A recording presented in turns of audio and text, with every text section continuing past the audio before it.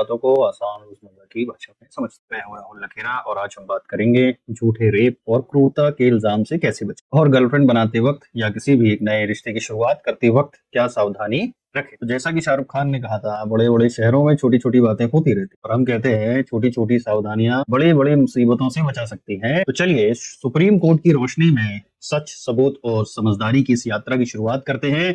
Video को like करें, channel को सब्सक्राइब करें और सोचें कि क्या रिश्ते में कानून की समझ जरूरी है। तो सवाल ये उठता है कि झूठे इल्जाम आज इतने बढ़ते क्यों जा रहे हैं और ये झूठे इल्जाम इतना बवाल क्यों मचा रहे हैं। तो जैसा कि आईपीसी की धारा 376 376 जिसे रेप कहा जाता है, आईपीसी में 376 जो कि बीएनएस में 64 है और 498A जिसे हम क्रुएलिटी कहते हैं जो बीएनएस में 85 है, महिलाओं की सुरक्षा के लिए बनी गई थी। पर अब इनका इस्तेमाल गलत होता जा रहा है। तो बेगुनाह की जो जिंदगी है वो कभी खुशी कभी गम की तरह टूट सी जाती है। तो सुप्रीम कोर्ट ने मानक चंद वर्सेस स्टेट ऑफ हरियाणा में कहा कि झूठा इल्जाम भी उतना ही दर्द देता है जितना कि असली गुनाह। तो हर साल हजारों केस में बेकसूर फंसते हैं। तो क्या आपने कभी किसी केस में झूठे आरोप में किसी को फंसते हुए देखा है? क्या ऐसे केस में इंसाफ जल्दी मिलता है? इन सभी बातों की चर्चा करते हैं। तो झूठ से लड़ने का पहला हथियार क्या होना चाहिए? तो सबूत में क्या हो सकता है? Message, call recording, video, WhatsApp chats. तो ये सबूत की वो रोशनी है जो सच को चमकाती है। तो Raju versus state of Madhya Pradesh 2008 में कोर्ट ने कहा कि बिना सबूत के जो इल्जाम है वो हवा में तीर के बराबर है। वैसे ही 2003 में सुप्रीम कोर्ट ने एक निर्णय था वर्सेस स्टेट ऑफ कर्नाटका में कि अगर रजामंदी थी, रिलेशनशिप था और शादी का वादा बाद में टूटा तो वो रेप नहीं माना जाएगा जब तक कि धोखा साबित ना हो जाए। तो सोचिए, क्या आप अपने आप को साबित करने के लिए तैयार है? क्या आपके पास सच की ढाल है? अब बात उस इंसान की जो अदालत में आपका सिंघम बनकर खड़ा होगा, मतलब वकील साहब। तो यहाँ हम आपको बताना चाहेंगे कि Kahkasha Kausar versus state of Bihar 2022 के मामले में वकील साहब की चालाकी ने पूरे केस को इतना हल्का बना दिया कि जिससे केस को खारिज करना पड़ गया। Preeti Gupta versus state of Jharkhand 2010 के मैटर में भी यही हुआ था कि 498A का केस रजिस्टर हुआ था, लेकिन वकील साहब की चालाकी के दम पर ये पूरा केस लड़की के फेवर में गया और कोर्ट का कहना था कि 498A को कानूनी आतंक बनाया जा रहा है। सवाल ये है, ये इल्जाम सच में दिल का दर्द है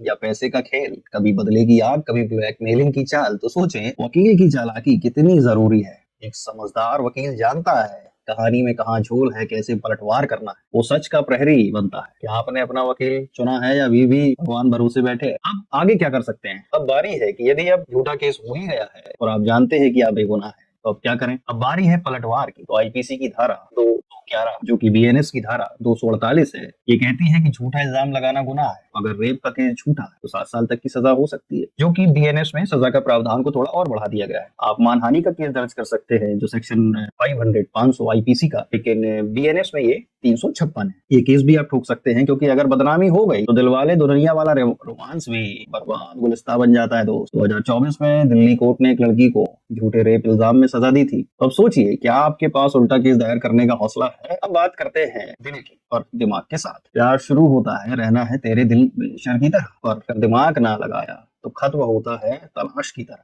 धोखा, गम, केस। तो ये सावधानियां जरूर अपनाएं कि रजामंदी हमेशा लिखित में लें, मैसेज, नोट्स, चैट। कोर्ट ने उदय वर्सेस स्टेट ऑफ कर्नाटका वाले केस में कहा था कि रजामंदी है तो रेप नहीं माना जाएगा। वादे सोच समझ कर करें, औकात के अनुसार करें। शादी का झांसा अगर झूठा हो तो वो अपराध है, वरना प्यार में धोखा हर किसी को होता है। गवाह बनाएं, दोस्त, फैमिली को बताएं ताकि वक्त पर वे साथ दे पाए। और हाँ, भरोसा रखो लेकिन जांच के बाद। जैसे अब बताओ, क्या सावधानी से प्यार को सुरक्षित बनाया जा सकता है? अब हम देखते हैं सुप्रीम कोर्ट की कुछ रोशनी जो कि हमारे मामले पर हमारे लिए लाभदायक हो सकती है। तो सुप्रीम कोर्ट क्या सोचता है कि Arnesh Kumar versus state of Bihar 2014 में कोर्ट ने कहा कि 498A में बिना जांच की गिरफ्तारी नहीं होनी चाहिए। जो Raju versus state of Madhya Pradesh और मानक चंद वर्सेस स्टेट ऑफ हरियाणा, उसमें भी कोर्ट का कहना था कि लड़की की बात सच तब मानी जाएगी जब सबूत साथ में हो, यानी न्याय का तराजू एक तरफा नहीं हो सकता।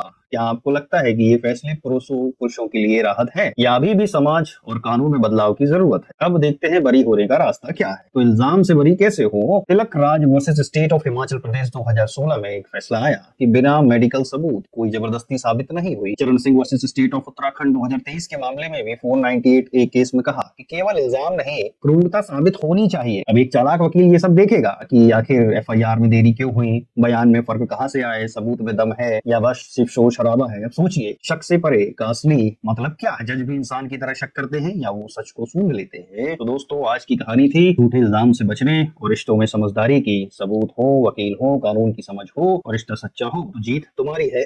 कमेंट में बताएं, आपको भी लगता है कि रिश्तों में कानूनी ज्ञान नई जरूरत बन चुका है? वीडियो पसंद आया हो तो लाइक करें, सब्सक्राइब करें। अगली बार हम फिर मिलेंगे एक नई वीडियो के साथ।